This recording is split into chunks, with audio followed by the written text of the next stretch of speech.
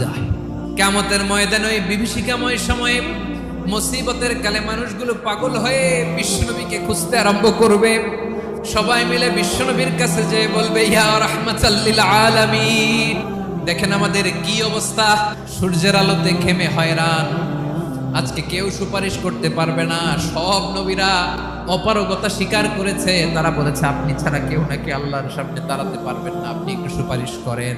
বিশ্বনবী বলবেন, আসো আসো, আজকের দিনে আমি ছাড়া আল্লাহর সামনে কেউ দাঁড়াতে পারবে না। বিশ্বনবী মাকামে মাহমুদে যে আল্লাহু আকবার বলে সিজদায় লুটিয়ে পড়বেন, বিশ্বনবী এমন ভাবে অজর দ্বারায় সিজদায় লুটিয়ে পড়ে কাঁদবেন, রব্বুল আলামিনের রহমতের দরিয়ায় জোশ লেগে যাবে।